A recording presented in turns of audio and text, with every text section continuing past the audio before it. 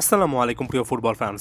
আপনারা নিশ্চয়ই জানেন যে চলতি মাসে উরুগুয়ে এবং ব্রাজিলের বিপক্ষে ডবল এনকাউন্টার রয়েছে, অর্থাৎ দুটো কঠিন ম্যাচ রয়েছে বিশ্বকাপ বাছাই পর্বের, এবং সেই দুটো ম্যাচকে সামনে রেখে আর্জেন্টাইন কোচ লিওনেল স্কালোনি তার প্রাথমিক দলটা ঘোষণা করেছেন। প্রাথমিক স্কোয়াডে সব মিলিয়ে 33 জনকে ডেকেছেন। আমি শুরুতে এই জিনিসটা বলে নিচ্ছি, এটা একটা প্রাথমিক স্কোয়াড এবং এই স্কোয়াডটা পরবর্তীতে আরও ছোট হবে। লিওনেল স্কালোনি মূলত তার বিভিন্ন প্লেয়ার সম্পর্কে কি ধারণা, কি ভাবছেন, কার আসলে আসার সুযোগ রয়েছে, এমন টাইপের একটা ইঙ্গিত দিতে চেয়েছেন, যে কারণে 33 সদস্যের একটা স্কোয়াড অর্থাৎ বাড়িয়ে অনেক সময় তিনি আসলে নাম ঘোষণা করেন। এবং এই মুহূর্তে সবচেয়ে বড় খবর সেটা হচ্ছে ক্লাউদিও অ্যাচেভেরি, আন্ডার-20 ওয়ার্ল্ড কাপে দুর্দান্ত পারফর্ম করা আন্ডার-20 দলের ক্যাপ্টেন অ্যাচেভেরি এই প্রাথমিক স্কোয়াডে কিন্তু আছেন, জায়গা পেয়েছেন। এবং অ্যাচেভেরির এই জায়গা পাওয়াটা ক্লিয়ার কাটভাবে একটা মেসেজ কিন্তু তাকে স্কালোনি দিয়ে রাখলেন, যে আর্জেন্টিনার জাতীয় দলের পাইপলাইনে তিনি কিন্তু আছেন, সাম্প্রতিক সময়ের পারফরমেন্সের মাধ্যমে জায়গা করে নিয়েছেন। এটা খুবই ভালো একটা ব্যাপার, নিশ্চয়ই আপনাদের দেখতে বা শুনতে ভালো লাগছে। এর পাশাপাশি ইতালিয়ান ক্লাব বোলোনার জার্সিতে ধারাবাহিক পারফরমেন্স দেওয়া বেঞ্জামিন ডমিঙ্গেস আছেন এবং সান্টিয়াগো কাস্তো কিন্তু এখানে প্রাথমিক স্কোয়াডে জায়গা পেয়েছেন। অর্থাৎ বোলোনার জার্সিতে ইতালিয়ান লিগে ভালো খেলার একটা যে পুরস্কার, সে পুরস্কার হিসেবে আর্জেন্টিনার প্রাথমিক দলে তাদেরকে রাখা হয়েছে। কোমোর জার্সিতে নিকো পাজের পাশাপাশি ম্যাক্সিমো পেরোনেও কিন্তু ভালো খেলছেন, যিনি কিনা একটা সময় ম্যান সিটিতে ছিলেন, তাকেও কিন্তু দলে রেখেছেন প্রাথমিক এ দলটাতে স্কালোনি, সেখানেও একটা বার্তা দিয়ে রেখেছেন।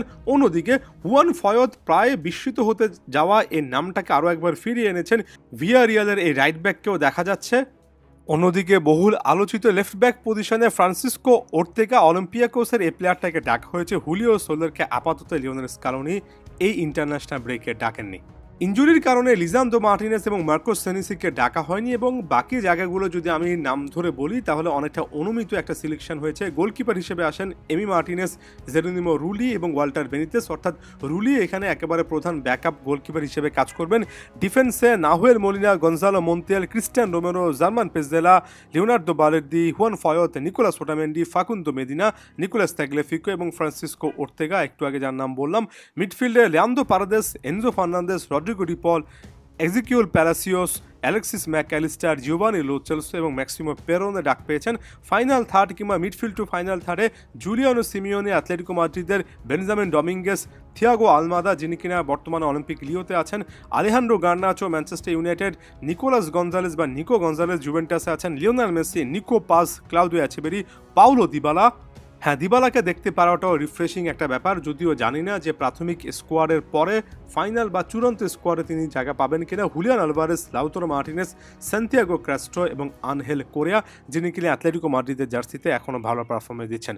বেশ কয়েকজন প্লেয়ারকে নিয়ে হয়তোবা আপনার কিছু না কিছু ডাউট থাকতে পারে, তবে আমার কাছে মনে হয় ওভারঅল ব্যালেন্স একটা স্কোয়াড, এবং এই স্কোয়াডের হাইলাইটিং পয়েন্টটা হচ্ছে ক্লাউদিও অ্যাচেভেরিকে একটা মেসেজ ক্লিয়ার কাটভাবে দিয়ে রেখেছেন কোচ, এবং একই সঙ্গে লেফট ব্যাক রাইট ব্যাক পজিশনে তিনি কিন্তু নতুন কাউকে কিছু না কিছু রোল দেওয়ার চেষ্টা করছেন। ফ্রান্সিসকো ওর্তেগা, হুয়ান ফয়দকে আরও একবার ডেকে আনা, এটা সেটারই প্রমাণ করে।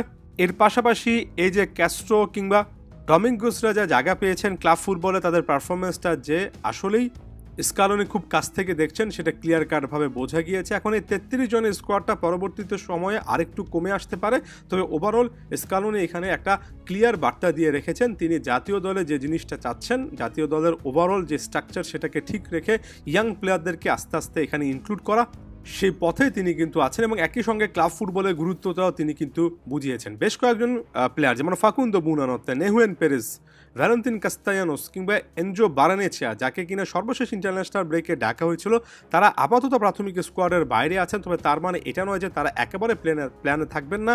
আমার কাছে মনে হয় এই 33 জনের পাশাপাশি এই 4-5 জন এবং লিজান্দ্রো মার্টিনেস, মার্কোস সেনেসির মতো ইনজুরিতে থাকা প্লেয়ারদেরকে মিলিয়ে 40-45 জনকে নিয়ে স্কালোনি কাজ করবেন, এবং এদের মধ্যে একটা ওপেন রেস থাকবে।